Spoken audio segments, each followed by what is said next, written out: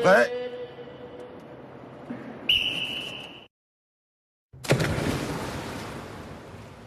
Voici les images du travelling sous-marin. Nous voyons clairement les mouvements de ses bras.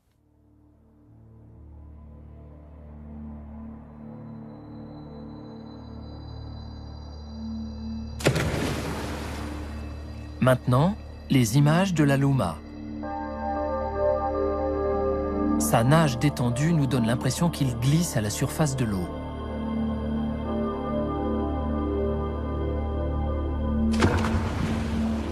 La caméra haute vitesse montre même les bulles créées par le mouvement de son corps.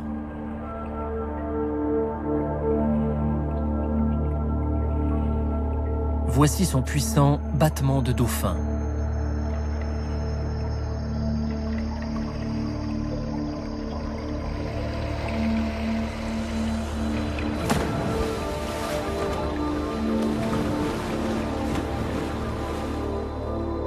Nous allons le suivre du départ jusqu'au premier virage.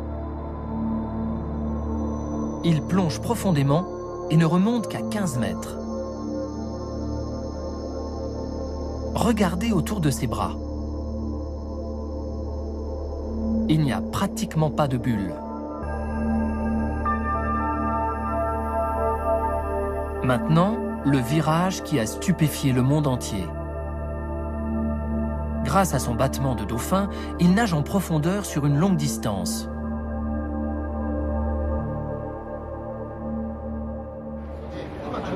Quel est le secret de sa puissance? Comparons-le à un autre champion américain. Peter Van Der Key est champion du monde du relais 4 x 200 mètres nage libre. Tout d'abord, le départ. Phelps est en haut, Van Der Key en bas.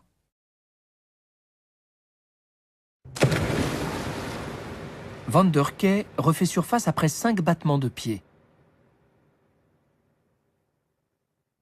Phelps donne 10 battements de pied sous l'eau.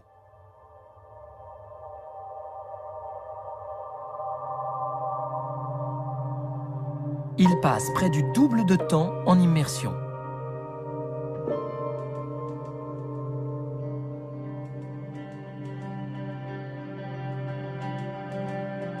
Leurs virages sont aussi extrêmement différents. La profondeur et la distance parcourue sous l'eau n'ont rien à voir.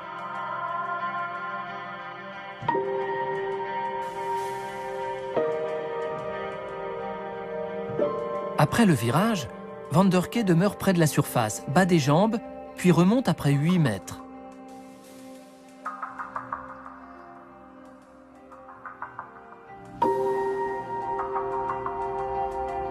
Immédiatement après le virage, Phelps incline son corps à 45 degrés. Ensuite, le battement de dauphin lui permet de descendre à 1 mètre.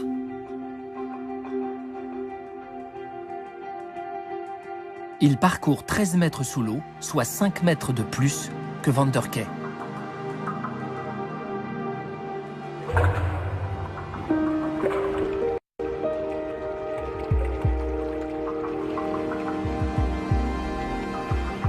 Pourquoi plonge-t-il si profondément et si longtemps au départ et lors des virages?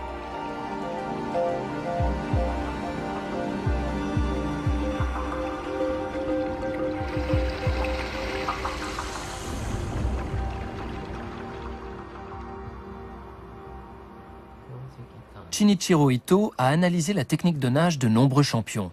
Devant les images sous-marines de Phelps, il est stupéfait.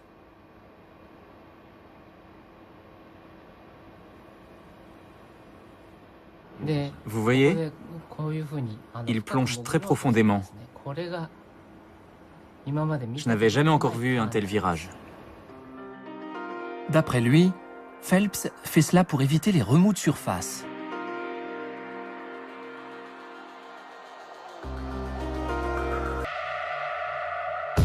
Depuis 7 ans, il est invincible dans cette discipline.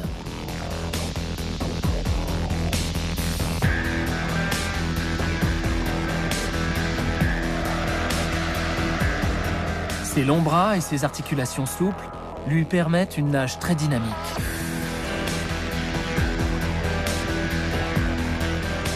Mais la clé de sa puissance réside dans son battement de dauphin.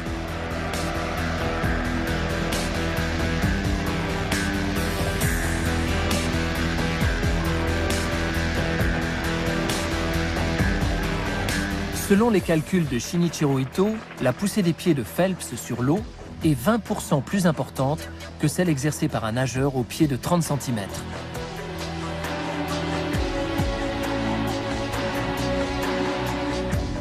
Le battement de dauphin est utilisé lors des départs et des virages en nage libre afin de nager en immersion profonde.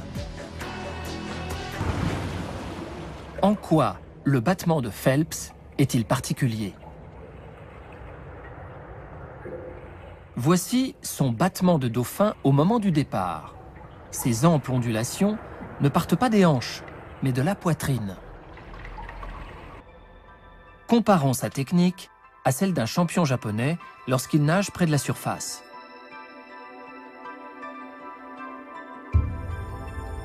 Nous voyons bien que tout le corps de Phelps ondule amplement. Ensuite, le virage. Comparons-le cette fois à Chris Thompson, médaillé de bronze du 1500 mètres nage libre aux Jeux Olympiques de Sydney.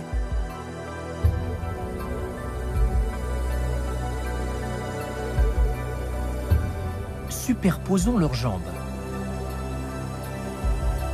La cambrure de Phelps est plus importante de 5 cm grâce à la souplesse de ses articulations. Ces 5 cm augmentent sa force de propulsion de 10%.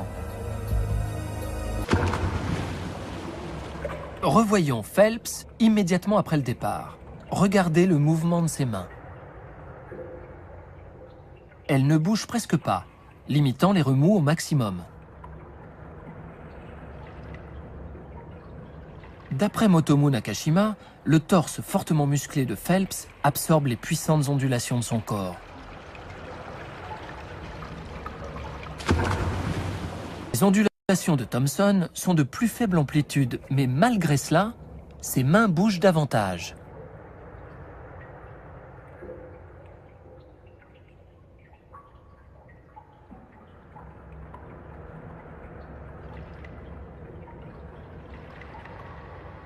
Musculaire. Même chose lors de son départ en dos crawlé.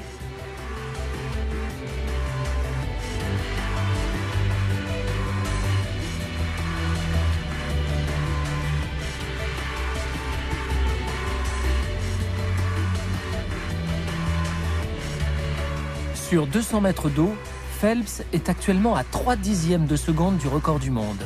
Il détient le 3e temps mondial.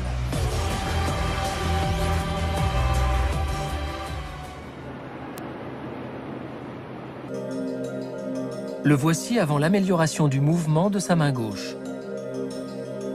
Elle dessine la lettre S. On appelle ce mouvement nage en S.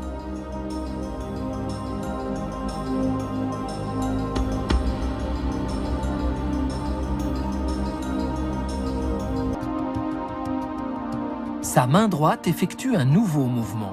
Au début, elle progresse en ligne droite. On l'appelle nage en I. Elle permet de déplacer une plus grande quantité d'eau, apportant ainsi une meilleure propulsion.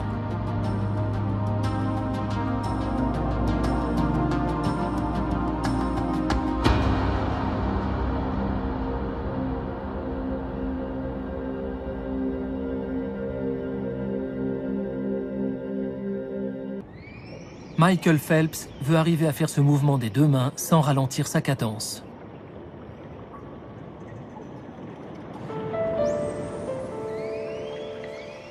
Lorsqu'il sera au point, il pourra peut-être battre un nouveau record en nage libre.